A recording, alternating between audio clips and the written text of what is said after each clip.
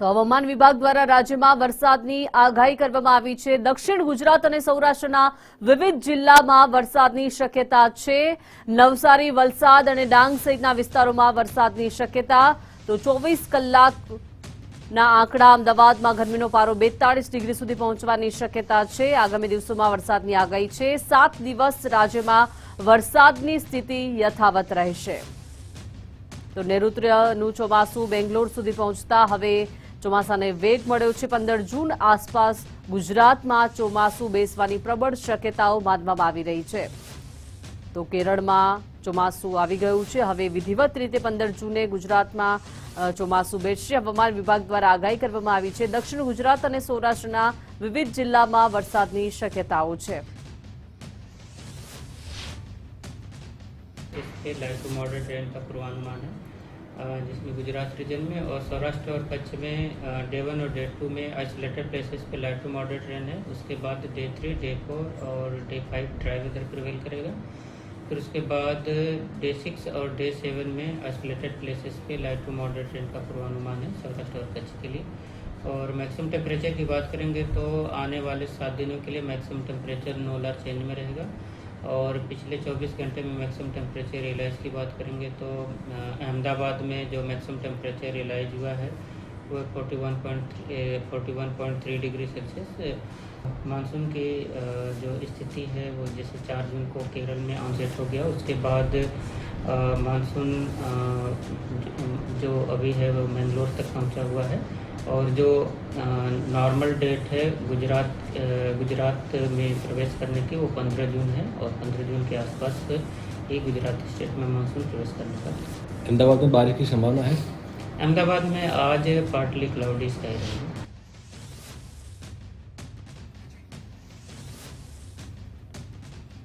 તો હવામાન શાસ્ત્રી અંબાલાલ પટેલે પણ વરસાદની આગાહી કરી છે। આગામી દિવસોમાં ગુજરાતમાં ગરમીનો પારો વધશે।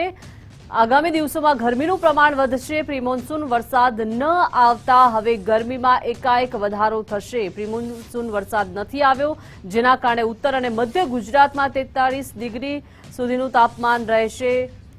તો દક્ષિણ ગુજરાતમાં તાપમાન 35 ડિગ્રી રહેવાની શક્યતા વ્યક્ત કરવામાં આવી છે। બંગાળના ઉપસાગરમાં 16 જૂને લો પ્રેશર સર્જાશે। હવામાન શાસ્ત્રી અંબાલાલ પટેલે આ સમગ્ર આગાહી કરી છે। અરબ સાગરમાં 22 જૂને સિસ્ટમ બનવાની શક્યતા છે। હવે ધીરે ધીરે ગરમી વધશે। 8મી જૂને દરિયામાં પવન બદલાશે। પશ્ચિમનો પવન થવાની શક્યતા રહેશે। આરબ કન્ટ્રીમાંથી ગરમ પવનો આવવાની શક્યતા રહેશે, એટલે ગરમી વધશે। હમણાં ચોમાસા પૂર્વે લગભગ મહીસાગરના ભાગોમાં મહત્તમ ઉષ્ણતામાન 43 ડિગ્રી 43 ડિગ્રી સેલ્સિયસ જેવું જવાની શક્યતા રહેશે। અને લગભગ અમદાવાદ, ગાંધીનગરમાં પણ ગરમી રહેશે। અમદાવાદમાં પણ 42 ડિગ્રી સેલ્સિયસ ઉપર જવાની શક્યતા રહે। ગાંધીનગરમાં પણ 41 ડિગ્રી સેલ્સિયસ એની આસપાસ રહેવાની શક્યતા રહે। તો ચોમાસું હવે સડસડાટ આગળ વધશે અને લગભગ કર્ણાટકના ભાગો, દક્ષિણ ભારતના ભાગોમાં ભારે વરસાદ થશે। તારીખ 10-11 જૂન સુધીમાં લગભગ મુંબઈ, મહારાષ્ટ્રના ભાગોમાં ચોમાસું આવી જવાની શક્યતા રહેશે। ગોવા વગેરે ભાગોમાં 100 mm કે તેથી વધુ વરસાદ થવાની શક્યતા રહેશે। અને ધીરે ધીરે લગભગ ગુજરાતના ભાગોમાં ચોમાસું 20મી જૂન આસપાસ આવવાની શક્યતા રહેશે। પરંતુ તે પૂર્વે 16મી જૂન સુધીમાં વૃશ્ચિક નક્ષત્રનો વરસાદ થવાની શક્યતા રહેશે। જોકે સારો વરસાદ 20મી જૂનથી 28 જૂન વચ્ચે થવાની શક્યતા રહેશે। તો વેરાવળ શહેરના વાતાવરણમાં અચાનક પલટો આવ્યો છે। વેરાવળ શહેરમાં સવારથી જ વાદળછાયું વાતાવરણ સર્જાયું હતું અને શહેર અને આસપાસના અનેક વિસ્તારોમાં વરસાદી ઝાપટા પડ્યા છે। લોકોને ગરમી અને બફારાથી મોટી રાહત મળી છે।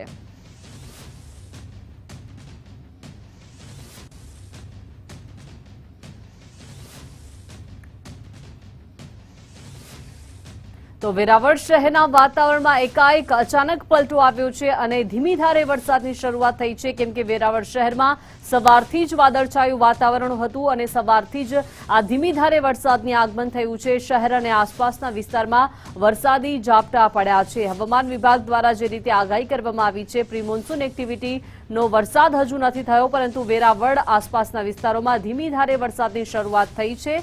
વેરાવળ શહેરના વાતાવરણમાં અચાનક પલટો આવ્યો છે। આસપાસના જે તમામ વિસ્તારો છે ત્યાં ધીમી ધારે વરસાદની શરૂઆત થઈ છે અને આ ઉકળાટ બફારામાં લોકોને આંશિક રાહત મળી છે। આ ધીમી ધારે વરસાદ વરસતા વાતાવરણમાં ઠંડક પ્રસરી છે અને ધીમી ધારે વરસાદથી લોકોને ગરમી અને બફારાથી મોટી રાહત મળી છે। વેરાવળ શહેર અને આસપાસના વિસ્તારોમાં આ ધીમી ધારે વરસાદનું આગમન થયું છે। તો સવારથી જ વેરાવળ શહેરમાં વાદળછાયું વાતાવરણ સર્જાયું હતું। ભારે ઉકળાટ બાદ વાદળછાયું વાતાવરણ સર્જાયું હતું અને વરસાદ વરસ્યો।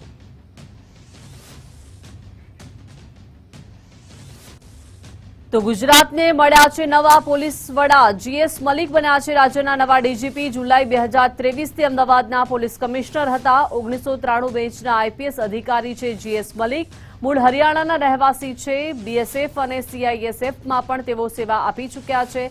રાષ્ટ્રપતિ પોલીસ મેડલથી પણ મલિક સન્માનિત છે। ઓક્ટોબર 2028માં જીએસ મલિક નિવૃત્ત થશે। અમદાવાદ શહેરને હવે નવા પોલીસ કમિશનર મળશે। કેએલ રાવ સીઆઈડી ક્રાઇમમાં યથાવત રહેશે।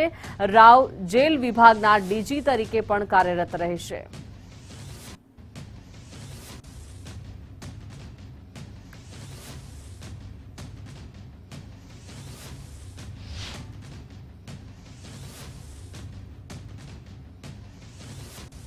તો સીએમ ભૂપેન્દ્રભાઈ પટેલે નિર્માણાધીન પ્રોજેક્ટ્સની મુલાકાત લીધી। સાબરમતી રિવરફ્રન્ટ ફેઝ 4 થી 6ની કામગીરીનું નિરીક્ષણ કરવામાં આવ્યું। નર્મદા કેનાલ સાફાઈનથી ચિલોડા બ્રિજ સુધીના કામગીરીનું નિરીક્ષણ કરવામાં આવ્યું છે। ગુજરાત ટેકનોલોજીકલ યુનિવર્સિટીના નવા કેમ્પસની કામગીરીનું પણ સીએમએ નિરીક્ષણ કર્યું। સીએમએ તમામ કામો સમય પર પૂર્ણ કરવા માટે સૂચના આપી છે। સંબંધિત વિભાગના સચિવો પણ આ નિરીક્ષણમાં જોડાયા હતા।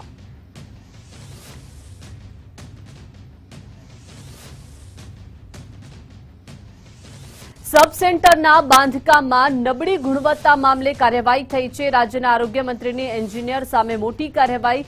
અમરેલીના બાબરા તાલુકાના ચામરડી સબ સેન્ટર મામલે નોટિસ ફટકારવામાં આવી છે। ફરિયાદ બાદ એન્જિનિયરને શોકોઝ નોટિસ ફટકારવામાં આવી। સ્થાનિક સરપંચની પુરાવા આધારિત ફરિયાદ બાદ તપાસના આદેશ કરવામાં આવ્યા છે। પ્રાથમિક તપાસમાં ફરિયાદના મુદ્દા સાચા જણાતા કાર્યવાહી કરાઈ છે। ગુણવત્તા નિયંત્રણમાં નિષ્ફળતા અને બેદરકારી બદલ કાર્યવાહી થઈ છે। જાહેર નાણાંનો દુરુપયોગ અને ભ્રષ્ટાચાર સહન નહીં કરવા આદેશ કરાયો છે। સમગ્ર બાંધકામની ઊંડાણપૂર્વક ટેકનિકલ તપાસના આદેશ આપવામાં આવ્યા છે। ખામીઓ દૂર કરી જરૂર હોય ત્યાં નવેસરથી બાંધકામ કરાશે। ગુજરાતના દરેક ખૂણા પર સરકાર દ્વારા ભાજપની સરકાર દ્વારા વિકાસના અનેક કામો થઈ રહ્યા છે। ત્યારે નાની એવી કમ્પ્લેન આરોગ્ય વિભાગને અમે પ્રાપ્ત થાય છે। એક સબ સેન્ટર હેલ્થ વિભાગની નાની એવું દવાખાનું બની રહ્યું છે। ત્યારે એ દવાખાનાની અંદર કાલે મને એક મેસેજ મળે છે, મને વિડીયો મોકલાવે છે કે આ કામ એ ગામની અંદર ચમાડી ગામની અંદર કામ વીક થઈ રહ્યું છે। તુરંત જ મેં અમારા અધિકારીને સૂચના આપી અને એ કામ ખરેખર વીક હતું। તપાસ કરતા ત્યાંના એન્જિનિયરની જવાબદારી હોય છે। એમને શોકોઝની નોટિસ પર ફટકારવામાં આવી છે। રાજકોટ મનપા સેક્રેટરી ધવલ જેસડિયાને પદ પરથી હટાવવામાં આવ્યા છે। પૂર્વ સેક્રેટરી હરીશ રૂપાલિયાને ફરી જવાબદારી સોંપવામાં આવી છે। પૂર્વ પદાધિકારીઓએ રૂપાલિયાને અગાઉ પદ પરથી હટાવ્યા હતા। જેસડિયાએ 2026માં નેહલ શુક્લાને નોટિસ પાઠવી હતી। જનરલ બોર્ડમાં ગેરહાજર રહેવા બદલ નોટિસ અપાઈ હતી। રૂપારેલિયાની કાયમી સ્થિર પોસ્ટ હોવાથી મંજૂરી અપાઈ છે। કોર્પોરેશન દ્વારા રૂપારેલિયાને ફરી જવાબદારી સોંપવામાં આવી છે। મેયર પદની નિમણૂક સાથે જ જવાબદારી વધી જાય। સેક્રેટરી પદ મજા માટે નહીં પણ જવાબદારી છે। રૂપારેલિયા સાહેબ જે છે એમના દ્વારા કોર્પોરેશનમાં અમને અરજી આપવામાં આવેલી હતી કે ભાઈ મારી જે બદલી થઈ છે એ હું કાયમી પોસ્ટ ઉપર હતો એટલે મારી પોસ્ટ છે એ ટ્રાન્સફરને પાત્ર નથી। એ વસ્તુને ધ્યાનમાં લઈને જે કંઈ કાયદાકીય અભિપ્રાય લેવાના તે લઈને જે પ્રક્રિયા જીપીએમસી એક્ટમાં દર્શાવેલ છે એ મુજબ એમની અરજી ગ્રાહ્ય રાખીને પ્રક્રિયા દ્વારા એમને પરત લેવામાં આવ્યા છે। ખાડો ખોદે તે પડે કહેવત રાજકોટ મનપા માટે સાચી પડી છે। રાજકોટમાં ડ્રેનેજ કામગીરી કરતો ટ્રક ખાડામાં ફસાયો। રાજકોટ મનપાએ જ લાઈન નાખવા ખોદકામ કર્યું હતું. ખોદકામ કરી માટી નાખેલા ખાડામાં જ ટ્રક ફસાઈ. મનપા દ્વારા અનેક જગ્યાએ ખોદકામ કરવામાં આવ્યું છે. મેયરે કામગીરી કરનાર એજન્સીને નોટિસ આપવા માટે ઓર્ડર કર્યો છે. કોન્ટ્રાક્ટરે આડેધડ ખાડા કરી કામગીરી કરતા નોટિસનો ઓર્ડર કરવામાં આવ્યો છે. મેયર ડોક્ટર નેહલ શુક્લાએ નોટિસ માટે અધિકારીઓને સૂચના આપી. એજન્સી ફરી ભૂલ ન કરે તે માટે દંડ વસૂલ કરવામાં આવશે. ચોમાસામાં પણ પાણી ભરાતા સ્થળોને આઈડેન્ટિફાઈ કરાયા છે. પાણી ભરાતા સ્થળો પર મનપાની ટીમ પેટ્રોલિંગ કરશે. જે કામ જે રીતે થવું જોઈએ એ રીતે નથી થયું વાસ્તવિકતા છે. માટે એમને જે કોઈ કન્સર્ન પાર્ટી છે જેમણે આ કામ કર્યું છે એમને નોટિસ આપીને પેનલ્ટી કરવા માટેનું જણાવી દીધું છે. અને તેમ છતાં પ્રી મોન્સૂનની કામગીરી માટે ઘણા બધા પગલાં લઈ રહ્યા છીએ. કારણ કે હું વ્યક્તિગત એવું માનું છું કે ક્યાં પાણી ભરાય છે એ આપણને ખ્યાલ જ છે. કોઈ નવી જગ્યા સર્જન નથી થતી કે આ જગ્યાએ પાણી ભરાય. દરેક સિટીના જે પાણી એકત્રીકરણના પોઈન્ટ્સ છે એ બધાને ખ્યાલમાં જ છે. એટલે એ બધા જ પોઈન્ટ્સની ઉપર વ્યવસ્થિત આ વખતે વરસાદ ચાલુ હોય ત્યારે 2 માણસો 3 માણસોને ડ્યુટી મૂકવાના છીએ. તો સુરત પાલિકાની સંકલન બેઠકમાં કુમાર કાનાણી લાલઘુમ થયા છે. સંકલન બેઠકમાં ધારાસભ્ય કુમાર કાનાણીના તંત્ર પર આક્ષેપો. રહેણાંક વિસ્તારોમાં રૂપિયા લઈ બાંધકામ કરાયા છે. અધિકારીઓ બાંધકામ અંગે મોટો ભ્રષ્ટાચાર કરે છે. રૂપિયા ન આપે તેને બાંધકામ કરવા દેવાતા નથી. રહેણાંક વિસ્તારોમાં ઇન્ડસ્ટ્રીયલ બાંધકામો કરી ભ્રષ્ટાચાર આચરવામાં આવી રહ્યો છે. ગેરકાયદે બાંધકામો બંધ કરવા જોઈએ. ખાડી અને પ્રી મોન્સૂનની નબળી કામગીરી મુદ્દે આકરા સવાલો કર્યા. રહીશો જ્યાં રહેતા હોય ત્યાં પ્લોટ અથવા તો મકાનો લઈને ઇન્ડસ્ટ્રીયલ અથવા કોમર્શિયલ બનાવવાનો ખૂબ મોટો ધંધો ચાલી રહ્યો છે. અને આના કારણે ત્યાં ટ્રાફિકની સમસ્યા ઊભી થાય છે, રોડ રસ્તાઓ બંધ થાય છે, જે લોકો રહે છે ને ત્યાં ત્રાસ થાય છે. અને આ તમામ પ્રકારના બાંધકામો ખૂબ મોટા પ્રમાણમાં ગેરકાયદેસર ચાલે છે અને ભ્રષ્ટાચાર સાથે ચાલે છે. એટલે મારી માગણી છે કે આ તમામ પ્રકારના આવા કામો બંધ થવા જોઈએ, ભ્રષ્ટાચાર બંધ થવો જોઈએ. સણિયા જેવા વિસ્તારની અંદર કોટેજ ઇન્ડસ્ટ્રીના નામે જે બાંધકામો ચાલે છે ત્યાં ખૂબ મોટા ભ્રષ્ટાચારના વહીવટો ચાલે છે, એ પણ બંધ થવા જોઈએ. ઇન્ડસ્ટ્રી થાય, બાંધકામ થાય, અમને કોઈ વાંધો નથી. પરંતુ જો ભ્રષ્ટાચાર કર્યા વગર, કોઈને પૈસા આપ્યા વગર બાંધકામ થતા નથી. અને જો પૈસા આપે તો જ બાંધકામ થાય છે અને પૈસા ન આપે એના બાંધકામ નથી થતા. તો આમાંથી મારી માગણી છે કે દરેક લોકોને બાંધકામ કરવા દો, અમને કોઈ વાંધો નથી, પણ ભ્રષ્ટાચાર બંધ થવો જોઈએ એ મારી માગણી. તો નકલીની ભરમાર વચ્ચે હવે સુરતમાં કથિત નકલી ડિમોલેશન થયું છે. કથિત નકલી ડિમોલેશન મુદ્દે તંત્રના અધિકારીઓ આખરે કેમ ચૂપ છે? નાસીનગર ડિમોલેશન મુદ્દે પાલિકા કમિશનરની ચૂપકીદી. મીડિયાના સવાલોથી મેયર માયાબેન માવાણી પણ ભાગ્યા છે. ડિમોલેશન કાયદેસર કર્યું તો જવાબ આપવાનું કેમ ટાળ્યું? 40 ફૂટ રોડ પહોળો કરવાના નામે ગરીબોને છત વિહોણા કર્યા. મહાનગરપાલિકાએ ડિમોલેશન ન કર્યું હોવાનો દાવો કર્યો હતો. કોંગ્રેસ અગ્રણીઓએ પાલિકાએ ડિમોલેશન ન કર્યું હોવાનો જવાબ આપ્યો. ડિમોલેશન સમયે પોલીસ પ્રોટેક્શન પણ હતું, તો હવે મૌન કેમ? નોટિસ આપ્યા વિના જ ઘરો તોડી પડાયા હોવાનો લોકોનો આક્ષેપ છે. ઝૂંપડપટ્ટીના અનેક ગરીબ પરિવારો ધોમ ધકતા તાપમાં ગરમીહોણા થયા છે. ગંભીર આક્ષેપો પર અધિકારીઓ અને શાસકોની છટકબારીનો દાવો થઈ રહ્યો છે. ગરીબ અને શ્રમજીવી વર્ગના લોકોને ન્યાય અપાવવા કોંગ્રેસ મેદાને છે. કસૂરવાર સામે કડક કાર્યવાહી માટે કોંગ્રેસની હાઈકોર્ટ જવાની ચીમકી.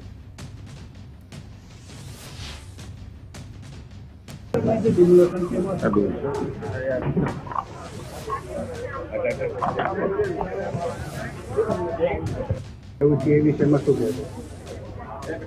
નરસિંહનગરમાં જે ડિમોલેશન કેવું છે દિનાલી બ્રિજ પાસે, એમાં શું કહેવું? કંઈક તો બોલો મેમ, કંઈક તો એમાં ડિમોલેશન કેવું છે, શું આઈડિયા છે તમને એમાં? જો કોર્પોરેશન કહેતી હોય કે અમે ડિમોલેશન નથી કર્યું ને કોઈ ખાનગી વ્યક્તિ પણ કર્યો તો એને કાયદેની કઈ પ્રોસિજરનો અમલવારી કરી છે? ગુજરાતમાં કાયદાઓ છે કે કોઈની ખાનગી જગ્યા પર કોઈનો કબજો હોય તો એને ખાલી કરાવવા માટે કલેક્ટર કચેરીએ રજૂઆત કરવી પડે, પોલીસ કમિશનરને કરવી પડે, નામદાર હાઈકોર્ટમાં જવું પડે. એટલે નામદાર હાઈકોર્ટથી ઓર્ડર આવે કે કલેક્ટર કચેરીમાંથી ઓર્ડર આવે અને એ પોલીસ બંદોબસ્ત તેને ખાલી કરાવવા આવે કાયદેસર, તો એ કાયદાની પ્રોસેસ છે. પરંતુ જે કોઈ ખાનગી વ્યક્તિએ પણ કર્યું છે તેને કાયદાની પ્રોસેસનો અમલ કર્યો નથી. દિન દહાડે આ ગરીબોની ઉપર બુલડોઝર ચલાવીને આ ભારતીય जनता पार्टीના धनदानी बिल्डरों सत्ताનો संपूर्णपणे दुरुपयोग કર્યો છે। कि हमारे बच्चे नींद में से उठा के इसको डंडा हमारा सामान नहीं निकालने दिए, ने खाली करो बोले। आधा सामान निकला, आधा अंदर नीचे दब गया। कुछ ही नहीं, ना नोटिस दिया ना खुद दिया। हमारे बच्चे सोए थे सुबह में, चाय हमारे बच्चे लोगों ने चाय नहीं पी। हमारे बच्चे ने બધે દરવાજા ઠોકાર બોલે બધા તોડવાનું છે એમ કીધું ને, ખાલી કરો એમ કીધેલું ને कोई आके नोटिस नहीं दिया ना कुछ बोल के नहीं गया। हमारा सब सामान भी दब गया अंदर, हमारे सब सामान दब गया है अंदर। हमारे थोड़ी बहुत चीजा निकली है, बाकी हमारा सब सामान अंदर ही दब गया है। જો અમે હવે હાઈકોર્ટ તરફ જવાના તૈયારીમાં છે અને એસઆઈડીનું ગઠન કરશું અને એસઆઈડી તપાસ કરશે કે આ કયા બિલ્ડરના હિસાબે કે કયા અધિકારીના હિસાબે આ મેગા ડેમોલિશન થયું અને દરેક મારા ભાઈઓ બહેનો અને જેમનો અહીંયા ઘર છે એ सालों से यहाँ पर है। हमको तो 45 साल यहाँ हो गए कहीं। मेरे छोकरा के मोबाइल भी छीन लिया ने, रिक्शा में बिठा रहा था, वीडियो उतार रहे थे। તો સુરતમાં વેડ દરવાજા નાશીરનગર ડિમોલેશન મુદ્દે કતારગામના ધારાસભ્ય વિનુભાઈ મોરડિયાએ નિવેદન આપ્યું છે। કહ્યું છે કે પાલિકા દ્વારા ડિમોલેશન કરાયું નથી, સેન્ટ્રલ ઝોન દ્વારા લાઇન દોરીની કામગીરી થઈ છે। લાઇન દોરી માટે અધિકારીઓ ગયા હતા। મ્યુનિસિપલ કમિશનર પાસે મેં માહિતી મેળવી છે। મ્યુનિસિપલ કમિશનર દ્વારા કહેવામાં આવ્યું અમે નથી કર્યું। ડિમોલેશન કોણ કરી ગયું તેની તપાસ કરાશે। તપાસ કર્યા બાદ આ બાબતે કાર્યવાહી થશે।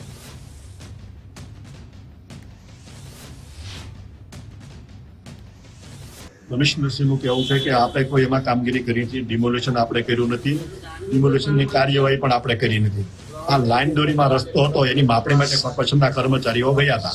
એ લાઇન દોરીનો અમલ કરવા માટે માપ કેટલો આવશે, માપ માટે અમલગીરી કરાવી કોર્પોરેશને નથી। સાહેબ, કેટલી ગંભીર બાબત પોલીસની હાજરીમાં લોકોને ઘર વિહોણા કરવા? ગંભીર બાબત છે। આ મારી જાણમાં આવ્યું, મીડિયા દ્વારા જાણમાં આવ્યું છે। એક જ મેં આજે મ્યુનિસિપલ કમિશનર પાસે મેં માહિતી માંગી છે। મ્યુનિસિપાલિટી કમિશનર તરફથી કહેવામાં આવ્યું છે કે અમે કોઈ કામગીરી આ કરી નથી। હવે બાકી કોણે કરી છે તો એ પોલીસ દેખે તો હું પોલીસને પણ પૂછીશ। તો સાહેબ, કઈ રીતે રજૂ થવું જોઈએ કામગીરી? આમાં જે દોષિત હોય કામગીરી તો મ્યુનિસિપાલિટી જ કરતી હોય છે, અન્ય કોઈની જવાબદારી હોતી નથી ખાલી કરવાની। પોલીસની માંડીને કોઈની જવાબદારી હોતી નથી। પોલીસની શાંતિ જાળવવાની જવાબદારી હોય છે, નિયમ મુજબ બંદોબસ્ત આપતી હોય છે મ્યુનિસિપાલિટી માંગે। પરંતુ મ્યુનિસિપાલિટી અત્યારે અહીંયા કબજો લેવા ગઈ જ નથી। તો મને કમિશનર તરફથી જવાબ મળ્યો છે અને હું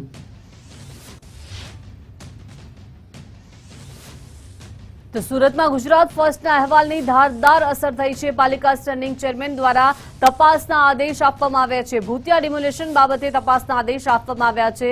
પાલિકા સ્ટેન્ડિંગ કમિટી ચેરમેન રાજન પટેલે નિવેદન આપ્યું છે। કહ્યું છે કે અમે લાઇન દોરી માટે ગયા હતા, ડિમોલેશન કર્યું નથી। ડિમોલેશન કરવા પોલીસ બંદોબસ્ત માંગ્યો હતો। ડિમોલેશન કઈ રીતે થયું તે તપાસનો વિષય છે। તપાસમાં જે સામે આવશે તે બાબતે કાર્યવાહી કરીશું। 4 રસ્તાની મિલકત કયા ઝોનને લાગે તે નક્કી થતું નથી।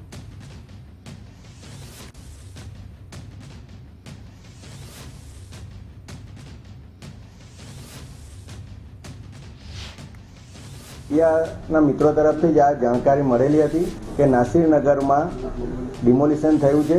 મેં પ્રાથમિક તપાસ કરાવી છે તો એવું જાણવા મળ્યું છે કે લગભગ 1980માં લાઇન દોરી કોર્પોરેશન દ્વારા મૂકવામાં આવી હતી અને કોર્પોરેશને ડિમાર્કેશન માટે પોલીસમાં બંદોબસ્ત માગેલો હતો।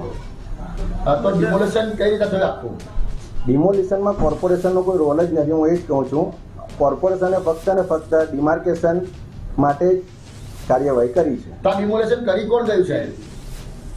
હવે એ તો તપાસનો વિષય છે અને મ્યુનિસિપલ કમિશનર શ્રીને મેં આ બાબતે સૂચના આપી છે કે આ ડિમોલિશન કઈ રીતે થયું તેનો વિગતવાર રિપોર્ટ મને આપવામાં આવે। કેટલી ગંભીર બાબત છે, પોલીસ ફરિયાદ થશે આમાં? હું તમને એ જ કહું છું કે અમે તપાસનો ઓર્ડર આપી દીધો છે। સર, પાલિકાના નામે 100 મકાન તૂટી ગયા, પોલીસ બંદોબસ્ત સેન્ટ્રલ ઝોને માંગેલો હતો, એ જ ટાઈમે બીજા લોકો આવીને કરી ગયા તો હું એમ જ કહું છું, અમે ફક્ત ને ફક્ત ડિમાર્કેશન કરવા માટે પોલીસ બંદોબસ્ત માંગેલો હતો। તો ઠાકોર સમાજના પ્રદેશ અધ્યક્ષ નવગણજી ઠાકોરે મોટું નિવેદન આપ્યું છે। રાજકીય પક્ષો વિવિધ સમુદાયોની અવગણના કરતા હોવાનો આક્ષેપ કરવામાં આવ્યો છે। રાજ્યસભા ચૂંટણીમાં ટિકિટ વહેંચણીમાં પક્ષપાત હોવાનો આરોપ લગાડવામાં આવ્યો. જણાવ્યું કે ગુજરાતમાં ઠાકોર સમાજની અવગણના કરવામાં આવે છે. સમાજમાં યોગ્ય સંતુલન જાળવી રાખવા માટે પક્ષોને અપીલ કરાઈ. ધીમે ધીમે મોટા સમાજોને સાઇડલાઇન કરવામાં આવી રહ્યા છે. ન્યાય નહીં મળે તો 2027ની ચૂંટણીમાં પરિણામ ભોગવવા પડશે. સોમવારે ફોર્મ ભરવાના છે. 4માંથી 1 પ્રતિનિધિ અમારો આપો. સંગઠન, નિમણૂકો અને સરકારી તંત્રમાં અન્યાય થતો હોવાનો તેમણે દાવો કર્યો. ભારતીય જનતા પાર્ટીને મારી વિનંતી છે કે જો અમને ન્યાય આપવામાં નહીં આવે, 4 નામમાંથી 1 નામ મોટા સમાજનું લેવામાં નહીં આવે, તો હવે અમારા સમાજને જાગૃત થઈ અને 2027ની અંદર કે આગામી જે કોઈ ચૂંટણીઓ આવે એમાં આખો સમાજ એક થઈ અને જડબાતોડ જવાબ આપવો પડશે. ત્યાં સુધી અમારા સમાજની કોઈ ગણના થાય એવું અમને લાગતું નથી. ભારતીય જનતા પાર્ટીને મારી વિનંતી.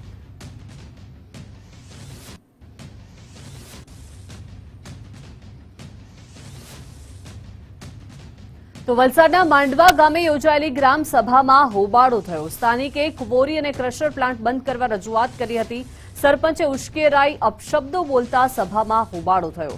સમગ્ર ઘટનાનો વિડીયો સોશિયલ મીડિયા પર વાયરલ થયો છે. સમગ્ર મામલે સરપંચને સવાલ કરતા કોઈ પણ પ્રતિક્રિયા ન આપી. ઘટનાને લઈને સરપંચની કામગીરી પર અનેક સવાલો ઉઠ્યા.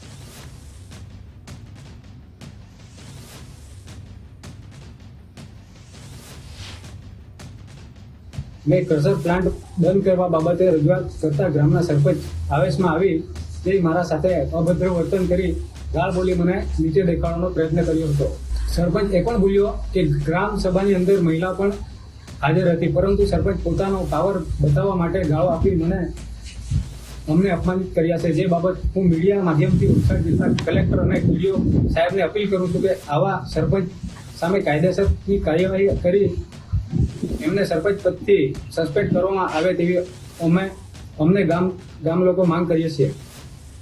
છોટાઉદેપુર પાલિકા પ્રમુખના જાતિના દાખલા મામલે નોટિસ. જાતિનો દાખલો મામલતદાર સમક્ષ જમા કરવા નોટિસ.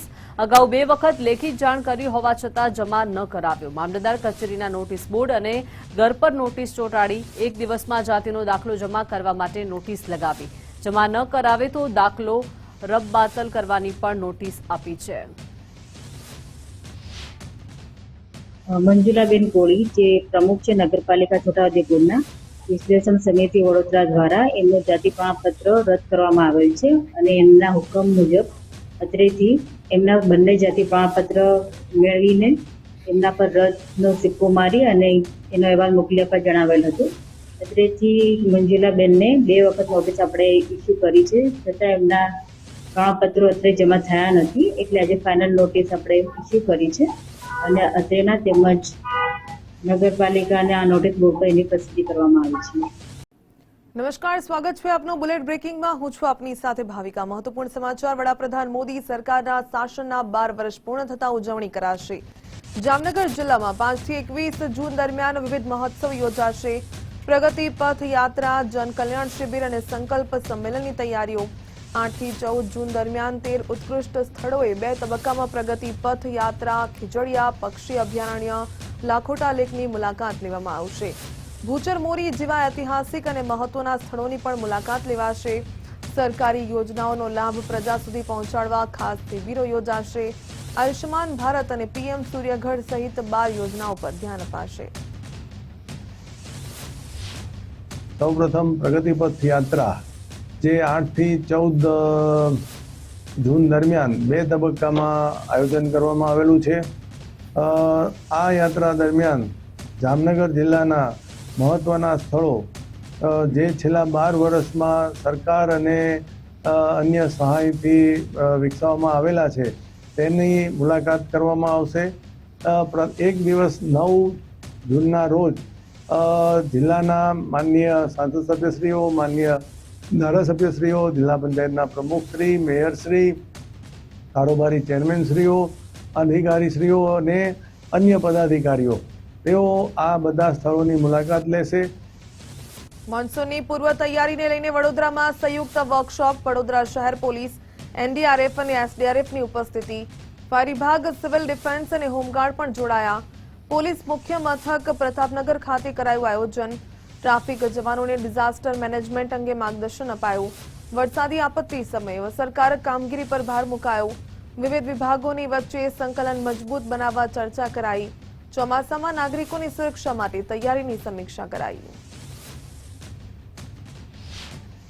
ફર્સ્ટ રિસ્પોન્ડર તરીકે શહેર પોલીસ કોઈ પણ પ્રકારની સાયક્લોન કે ફ્લડ કે હાઉસ કોલેપ્સ કે લેન્ડસ્લાઇડ જેવા આકસ્મિક બનાવો ત્યાં આપતકાલીન પરિસ્થિતિઓમાં રિસ્પોન્ડ કરવા માટે આપણા રિસોર્સિસને મોબિલાઇઝ કરે, આપણા અધિકારી કર્મચારીઓને માનસિક અને ઓપરેશનલ રીતે પ્રિપેર રાખે અને સાથે સાથે અન્ય વિભાગો સાથે કરવાની થતી સંકલન અંગે પણ વાકેફ રહે, તૈયાર રહે. તો આપણે આ કાર્યક્રમ દરમિયાન જુદા જુદા આપતકાલીન પરિસ્થિતિઓ, કરવાની થતી કાર્યવાહી અને અન્ય સંકલનના લગત મુદ્દાઓ અંગે વિસ્તૃત ચર્ચા અને માર્ગદર્શન આપવામાં આવ્યું છે. આવતા દિવસોમાં જ્યારે માન્સૂનની એન્ટ્રી થાય તો કોઈ પણ પ્રકારની આપતકાલીન પરિસ્થિતિઓને પહોંચી વળવા માટે શહેર પોલીસ અન્ય વિભાગો સાથે સંકલનમાં રહી શહેરવાસીઓના સુરક્ષા અને સલામતી માટે તૈયાર રહેશે. હળવદમાં કેનાલ સફાઈની ટકોર, પાલિકા તંત્ર એક્શન મોડમાં આવ્યું. ધાંગધ્રા બ્રાન્ચ કેનાલમાં ગટરનું દૂષિત પાણી છોડાતા કલેક્ટરની ફટકાર. કલેક્ટરે કેનાલ સફાઈ કરાવી ફોટા સાથેનો તાકીદ અહેવાલ માંગ્યો. દૂષિત પાણીથી લોકોના સ્વાસ્થ્યની સાથે ચેડા થતા કલેક્ટરની સ્થળ ચકાસણી. હળવદના 40 ગામો સહિત જામનગર, દ્વારકામાં કેનાલનું પાણી પીવા માટે ઉપયોગી.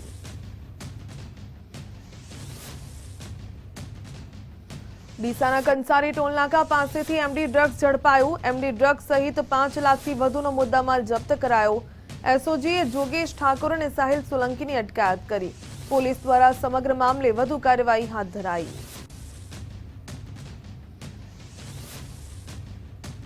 અંબાજી નજીક રીંછણી ગામના તળાવમાં ડૂબવાથી 3 બાળકોના મોત નીપજ્યા. રીંછણી ગામમાં દુર્ઘટનામાં 2 સગા ભાઈઓએ જીવન ગુમાવ્યો. કોન્ટ્રાક્ટરની બેદરકારીના કારણે મોત થયાનો ગ્રામજનોનો આક્ષેપ. કોઈ પણ પ્રકારનું સૂચના બોર્ડ લગાવવામાં આવ્યું નથી. તળાવમાં કોન્ટ્રાક્ટર દ્વારા ખોદાયેલા ઊંડા ખાડા કાળ સાબિત થયા. આદિવાસી સમાજના 7 થી 8 અને 10 વર્ષના 3 નાના બાળકોના મોત નીપજ્યા. તળાવમાં નહાવા ગયેલા બાળકોના મોતથી પરિવાર પર આભ ફાટ્યું.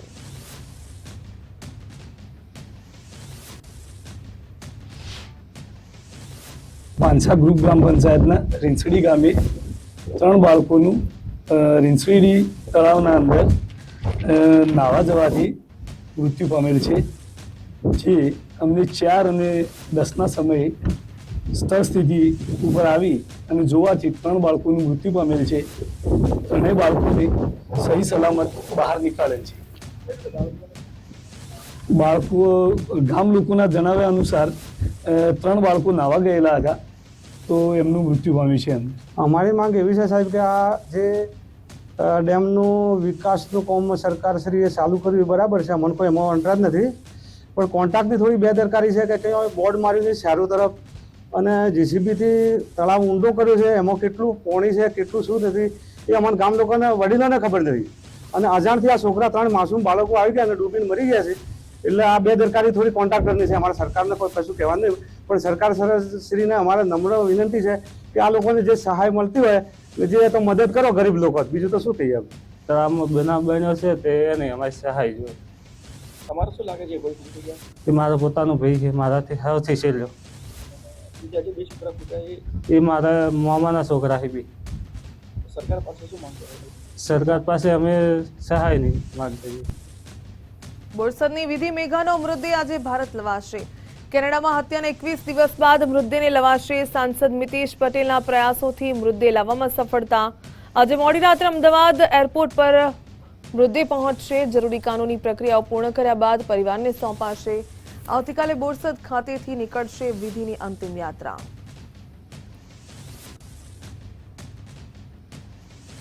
વરાછા એસબીઆઈ બેંક લૂંટ કેસમાં માસ્ટરમાઇન્ડને પોલીસે દબોચ્યો. 50 લાખના લૂંટ કેસમાં માસ્ટરમાઇન્ડ કુંદન ભગતની ધરપકડ કરવામાં આવી.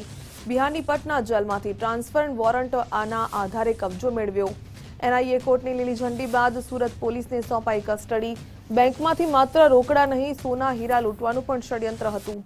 આરોપીને લાવવા સુરત બિહાર પોલીસ અને કોર્ટ વચ્ચે થયું સંકલન. સુરત પોલીસે ફિઝિકલ ઇન્વેસ્ટિગેશનનો વિકલ્પ પસંદ કર્યો. આરોપી વિરુદ્ધ આર્મ્સ એક્ટ અને એનડીપીએસ સહિત 8થી વધુ ગંભીર ગુના. આરોપી કુંદન ભગતને સુરત કોર્ટમાં રજૂ કરી રિમાન્ડ માંગવામાં આવશે. રિમાન્ડ દરમિયાન લૂંટના આખા નેટવર્કનો પર્દાફાશ થવાની શક્યતા. કેસમાં અત્યાર સુધી મુખ્ય 3 આરોપીઓ સહિત 4ની થઈ चुकी છે धरपकड़. सूरत शहर के वराछा पुलिस स्टेशन के विस्तार में जो 27 अप्रैल को एसबीआई में बैंक रॉबरी हुई वेपन के साथ, उसमें एक जो मुख्य आरोपी है कुंदन कुमार और कुंदन भगत, ये पटना के व्यूर जेल में एनआईए के केस में ये एक एक्यूज्ड है, एक्यूज्ड नंबर 6. इसके ऊपर यूएपीए और आर्म्स एक्ट जैसे बड़े सेक्शंस लगे हुए हैं और वहाँ पे इस केस में भी इसका इन्वॉल्वमेंट आ रहा था और क्रॉस इंट्रोगेशन के लिए इसकी कस्टडी यहाँ पे लाने के लिए पुलिस यहाँ के लोकल जज और पटना के स्पेशल जज के बीच में कॉरेस्पॉन्डेंस हुआ और यहाँ पे सीनियर ऑफिशियल और वहाँ के जो एसपी हैं उनके बीच में कॉरेस्पॉन्डेंस हुआ और उसके बाद क्योंकि ये केस बहुत इम्पोर्टेंट है, ये बहुत जो गैंगस्टर्स हैं इनको पकड़ने के लिए डिटेल्ड इंट्रोगेशन की ज़रूरत है, इसलिए इसकी कस्टडी यहाँ पे लाने की ज़रूरत थी. पहले ये बोला गया कि ऑप्शन दिया गया कि आप वीडियो कॉन्फ्रेंस से इसका इंट्रोगेशन करें, बट वो इम्पैक्ट नहीं आ सकता था वीडियो कॉन्फ्रेंस से इंट्रोगेशन में, इसीलिए क्रॉस इंट्रोगेशन के लिए हमने इसकी कस्टडी को सिक्योर करने के लिए यहाँ से एक पीआई को भेजा और वहाँ पे जो भी लाइजनिंग करनी थी वो लाइजनिंग करके इसकी कस्टडी को सिक्योर किया है और इस आरोपी को अभी हम सूरत लेके आए हैं. અમદાવાદના વસ્ત્રાલમાં એઆઈ આધારિત ડ્રાઇવિંગ ટેસ્ટ ટ્રેક તૈયાર કરવામાં આવ્યો. એઆઈ આધારિત ડ્રાઇવિંગ ટેસ્ટ આગામી સમયમાં કાર્યરત થશે. 45થી પણ વધુ હાઈ રિઝોલ્યુશન કેમેરા દ્વારા ટેસ્ટ લેવામાં આવશે. આરટીઓ અધિકારીઓની જગ્યાએ એઆઈ ડ્રાઇવિંગ ટેસ્ટ લેવામાં આવશે. સેન્સરથી વાહન ચાલકોની ક્ષમતાનું સચોટ પારદર્શક મૂલ્યાંકન કરાશે. નવી સિસ્ટમમાં વિડીયો એનાલિટિકલ ટેકનોલોજીથી ટેસ્ટ લેવામાં આવશે. વાહન વ્યવહારની નવી એજન્સીને કામ સોંપાશે. આરટીઓ એજન્ટોની ભલામણ સહિતની કામગીરી પર બ્રેક લાગશે.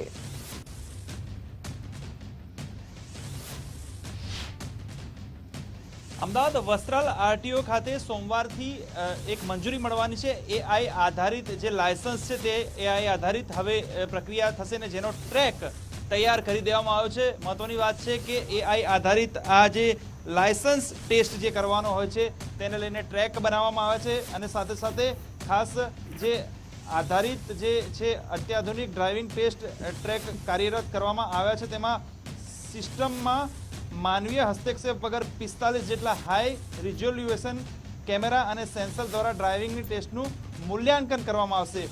મહત્વની વાત છે કે કેમેરા અને સેન્સર વાહનની ગતિ, દિશા અને રોડ માર્કિંગની ડિટેક્ટ કરીને આપમેળે પરિણામ જનરેટ કરશે. 4 વ્હીલર ટેસ્ટ ટાઈમ કાર ચાલકોએ 8 મિનિટ અને 10 સેકન્ડ અંદર 4 મુખ્ય ટેસ્ટ પૂરા કરવાના રહે છે અને આ એઆઈ આધારિત જે આખી સિસ્ટમ છે તે થોડાક સમયમાં હવે કાર્યરત થશે અને સોમવારે મંજૂરી મળશે અને ત્યારબાદ તારીખ નક્કી કરવામાં આવશે. ત્યારબાદ અરવિંદ સોલંકી સાથે સચિન કડિયા, ગુજરાત ફર્સ્ટ, અમદાવાદ. રાજપીપળાના નાદોદના તત્કાલીન મામલતદારની ધરપકડ કરવામાં આવી. ગાંધીનગર સીઆઈડી ક્રાઇમ દ્વારા તત્કાલીન મામલતદારની ધરપકડ. સરકારને 1.29 કરોડનું નુકસાન પહોંચાડવાના આરોપમાં રિમાન્ડ પર રોહિત બાબુલાલ પંખાવાલાની ધરપકડ કરવામાં આવી. રિમાન્ડ મેળવાયા ત્યારે બખર ગામે જમીનની નોંધ અંગે ફરિયાદની તપાસ હાથ ધરી હતી. અંગત હિત માટે નોંધ પ્રમાણિત કરી હોવાને લઈને તપાસ શરૂ કરાઈ. 10 ડિસેમ્બર 2008ના કેસમાં વધુ તપાસ હાથ ધરવામાં આવી.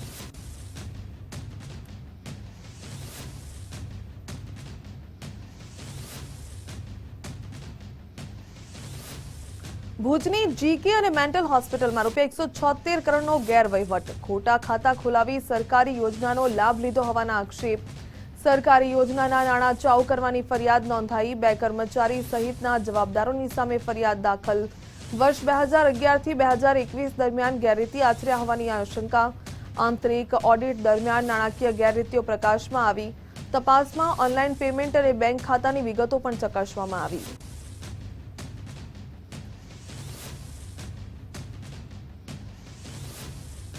મહેસાણા જિલ્લાના કડી તાલુકાના વડાવી ગામેથી એક ચોંકાવનારો જમીન કૌભાંડનો કિસ્સો પ્રકાશમાં આવ્યો. અહીં ભૂમાફિયાઓએ સરકારી અધિકારીઓની આંખમાં ધૂળ નાખીને આખી શાળા, મંદિર અને ગામ લોકોના આશરાવાળી જમીનનો ખોટો દસ્તાવેજ તૈયાર કરી નાખ્યો.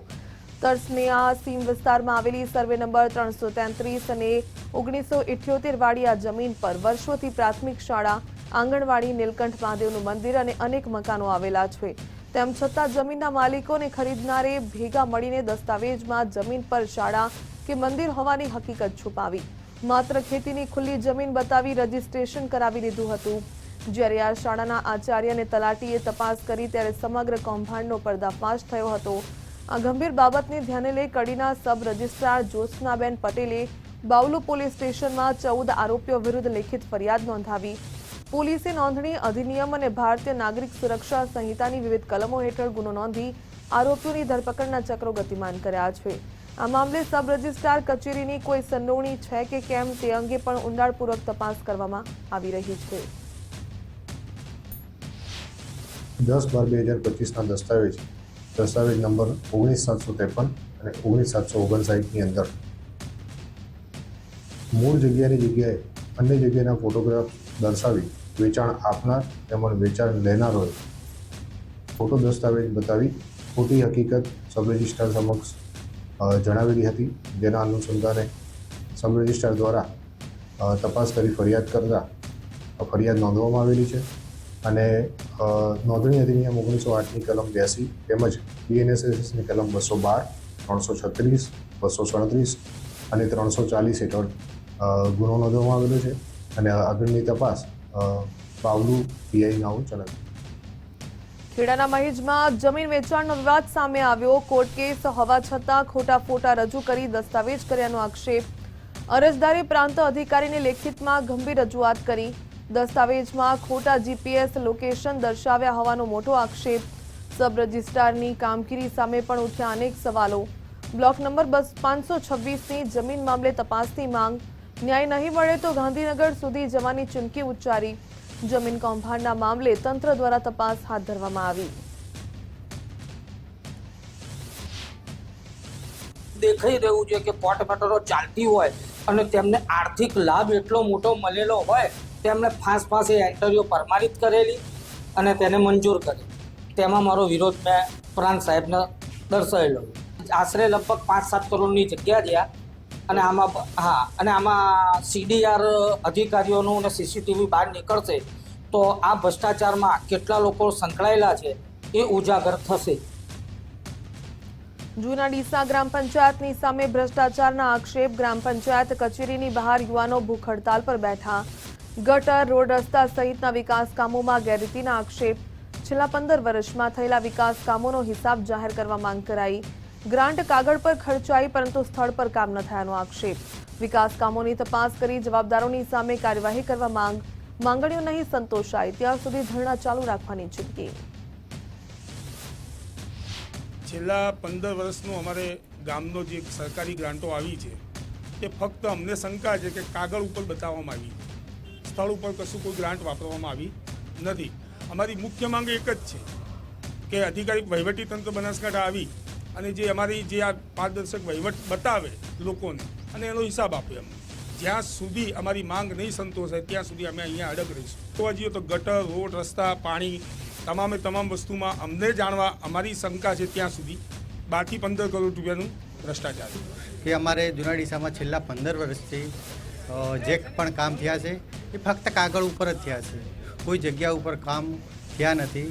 અને આ કામ જો થયા હોય તો વહીવટતંત્ર આવી અને અમને બતાવે અને આનો હિસાબ અમારે ગામ સમક્ષ રજૂ કરે એ અમારી માંગ છે। સુરતના ગૌરવપથ રોડ પર સ્થાનિકો દ્વારા વિરોધ પ્રદર્શન। રોડ ડ્રેનેજની કામગીરી માટે ખોદકામ બાદ કાદવનું સામ્રાજ્ય। સૂર્યમ પ્રિમરોઝ શુભમ રેસિડેન્સીના રહીશો પરેશાન બન્યા। ડ્રેનેજ લાઇનના ખોદકામ બાદ નથી કરવામાં આવ્યું પુરાણ। ડામરનો આખો રોડ મનપા દ્વારા ખોદી કાઢવામાં આવ્યો। છેલ્લા 5-6 મહિનાથી સ્થાનિક રેસિડેન્સીના લોકોને હાલાકી। ધારાસભ્ય પૂર્ણેશ મોદીની પત્ર દ્વારા રજૂઆત છતાં ઉકેલ નહીં। લોકોને પડતી મુશ્કેલી અંગે પૂર્ણેશ મોદીએ લખ્યો હતો પત્ર। સ્થાનિકોમાં કોર્પોરેટર અને વહીવટી તંત્રની સામે ભારે રોષ। ચોમાસા પહેલા બિસ્માર રોડનું સમારકામ કરવામાં આવે તેવી માંગ ઉઠી।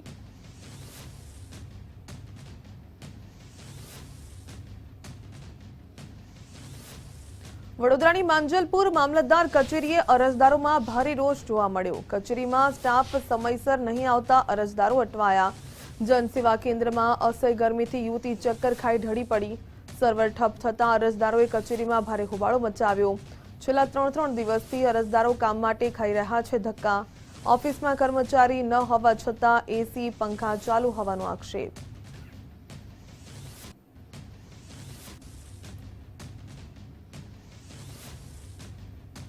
વલસાડના કાજણ રણછોડ ગામે ગ્રામસભામાં હોબાળો. સરપંચના પતિએ ગ્રામ પંચાયતના કામોમાં ભ્રષ્ટાચારનો આક્ષેપ કર્યો.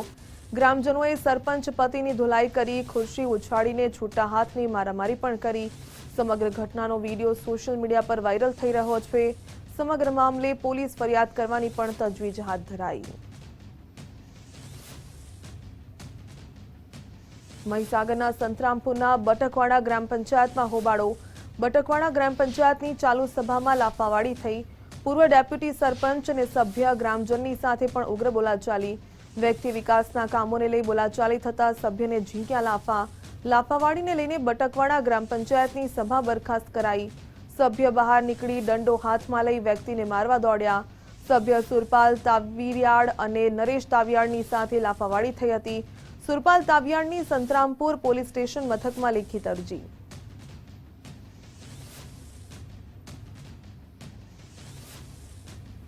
ધાંગધ્રા તાલુકાના કોડ ગામે વીજલાઇનની સામે ખેડૂતોનો આક્રોશ. પાવર ગ્રીડ કંપનીના વિરોધમાં ખેડૂતોના પ્રતિક ઉપવાસનો પ્રારંભ.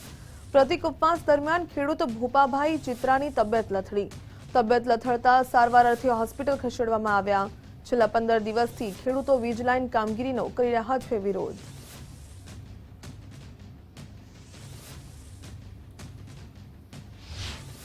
આજ રોજ અમે ત્યાં 765 કેવીની લાઈન આવી રહી છે, વીજ લાઈન આવી રહી છે, એના યોગ્ય વળતરના મુદ્દે સરકારશ્રીને વારંવાર રજૂઆત કરવા છતાંય કોઈ નિકાલ નથી આવતો.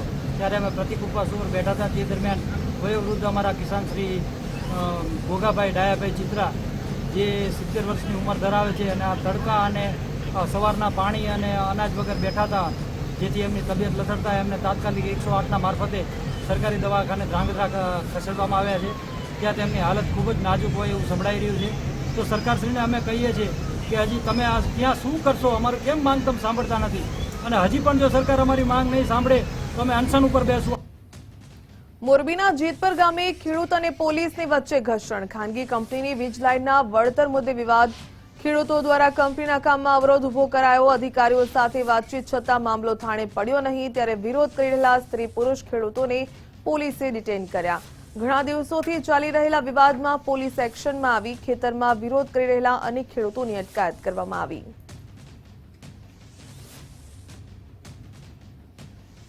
સુરત એસીબીની વધુ એક લાંચિયા અધિકારીની સામે કડક કાર્યવાહી. પાલિકાના તત્કાલીન આસિસ્ટન્ટ ઇજનેરની સામે ગુનો નોંધાયો. કુલ 68.98 લાખની અપ્રમાણસર મિલકત અંગે ગુનો નોંધાયો. આરોપી લાંચિયા અધિકારી રસિક મગન પટેલની સામે આ ગુનો નોંધાયો. કુલ આવકની સામે 68.98 લાખની અપ્રમાણસર મિલકત મળી આવી. તપાસમાં 70.13% વધુની અપ્રમાણસર મિલકત હોવાનું સામે આવ્યું. 2011 થી 2020 દરમિયાન પાલિકામાં આસિસ્ટન્ટ ઇજનેર હતા. નિવૃત્ત અધિકારી રસિક મગન પટેલની એસીબીએ ધરપકડ કરી.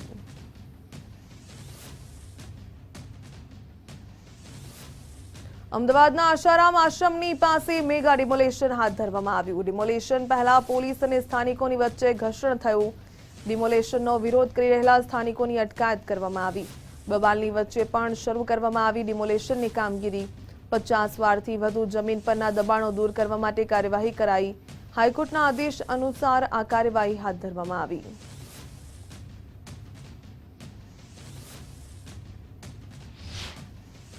જબરજસ્તી આ લોકો મને બેસાડે છે અને જબરજસ્તી કરી રહ્યા છે. આ જબરજસ્તી બી જેસીબી ને બુલડોઝર ફરી રહ્યા છે. કોઈ રજૂઆત સાંભળવાની નહીં, કોઈ આર્ગ્યુમેન્ટ સાંભળવાની નહીં.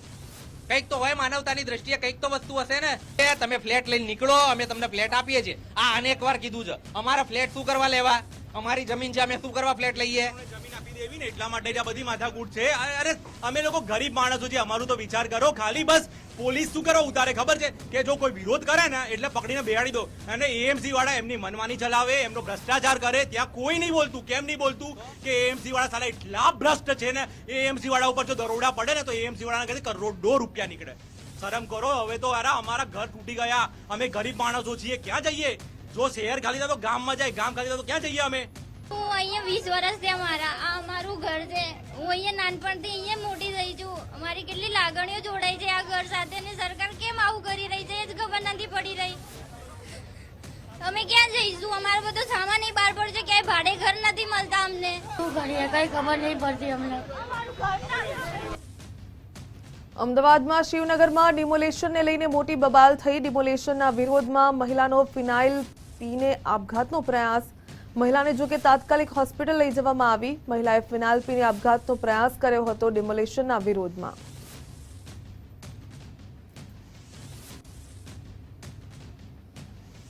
અમદાવાદના આશારામ આશ્રમ નજીક ડિમોલેશનને મામલે હવે અમદાવાદના ડેપ્યુટી કમિશનરે નિવેદન આપ્યું. કહ્યું કે દબાણકારોને મનપાએ ગેરકાયદે બાંધકામની નોટિસ આપી હતી. ગેરકાયદે દબાણો દૂર ન કરતા ડિમોલેશનની કામગીરી કરાઈ. મનપા દ્વારા શિવનગરમાં પણ ચાલી રહી છે ડિમોલેશનની કામગીરી.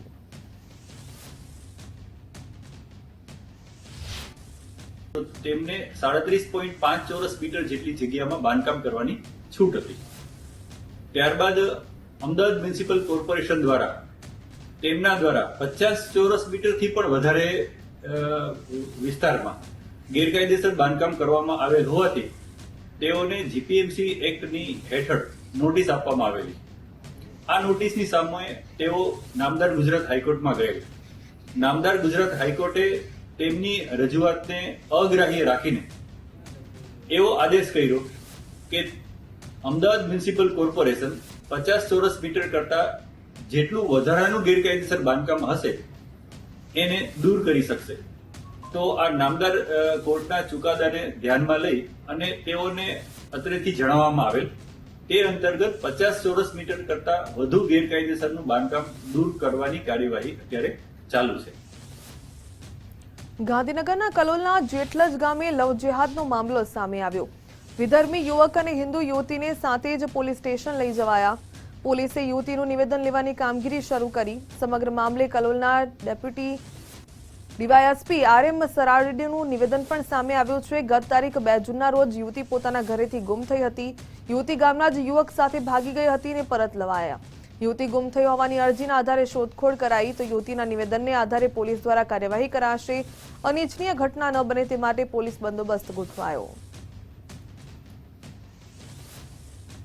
તારીખ 2ના રોજ એક યુવતી જેટલજ ગામથી જતી રહેલાની એક ફરિયાદ અમારા સાંતેજ પોલીસ સ્ટેશન ખાતે નોંધવામાં આવેલી, જેમાં તપાસ કરવામાં આવી અને હાલમાં એ યુવતી પરત આવતા આ બાબત ધ્યાનમાં આવેલ છે કે તે એક એ જ ગામના યુવક સાથે ગયેલ હતી. હાલમાં આ યુવતીનું નિવેદન લેવાની અને આગળની કાર્યવાહી કરવાનો તજવીજ ચાલુ છે. હાલમાં જેટલજ ગામે પૂરતી પોલીસ રાખવામાં આવેલી છે કે જેથી કરીને કોઈ પણ લાગણીના આવેગમાં આવી અને કોઈ કાયદો હાથમાં ન લે અને કાયદો અને વ્યવસ્થાની સુચારુ પરિસ્થિતિ જ્યારે યુવતી જે કંઈ લખાવશે તેના આધારે આગળની કાયદેસરની કાર્યવાહી કરવામાં આવશે. હાલ બુલેટિનમાં બસ આટલું. વધુ સમાચાર માટે આપ જોતા રહો ગુજરાત ફર્સ્ટ. નમસ્કાર.